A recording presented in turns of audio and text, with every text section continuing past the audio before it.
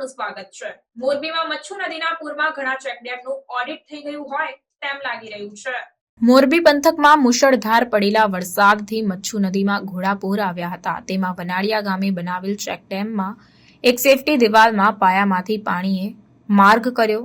તેથી આ સેફટી દિવાલના પાયામાં લોટ પાણીને લાકડા જેવી કામગીરીનું મચ્છુ નદીના પાણીએ ઓડિટ કરી નાખ્યું છે। જ્યાં ચેકડેમની સેફટી દિવાલ ઉપરથી સબ સલામત છે, પરંતુ પાયામાંથી પાણી સોંસરવું નીકળી ગયું છે, જે પાણી નદીના કાંઠા પર ખેડૂતોને નુકસાન પહોંચાડ્યું। આ બાબતે વાત કરીએ તો વનાળિયા ગામે બનાવેલા ચેકડેમમાં નદી કાંઠામાં ધોવાણ ન થાય તે માટે ચેકડેમની સાથે જ સેફટી દિવાલ બનાવવામાં આવી છે, પરંતુ તે દિવાલમાં પાયામાં જે ગુણવત્તાયુક્ત મટીરીયલ્સ નાખવું જોઈએ તે નાખ્યું નથી અને જથ્થો પણ નિયમ મુજબ આપ્યો ન હોય, સાથે જ નાખ્યો ન હોય તે રીતે આ સેફટી દિવાલનું બાંધકામ થયું હતું। પરંતુ આ વર્ષે ખૂબ જ વરસાદ પડતા મચ્છુ નદીમાં ઘોડાપૂર આવ્યું અને જેમાં પ્રચંડ જળ પ્રવાહે વનાળિયા ગામે સેફટી દિવાલના પાયામાં જ ઘા કર્યો અને પાયો સંપૂર્ણ ધોવાઈ ગયો, જેથી નદી કાંઠામાં ધોવાણ થયું છે અને પિયત માટે ખેડૂતોએ નદીમાં મૂકેલી ઇલેક્ટ્રિક મોટરો તણાઈ ગઈ છે અને પાઇપલાઇનમાં પણ ખૂબ જ નુકસાન થયું છે। આમ આ વરસાદે મચ્છુ નદીના પાણી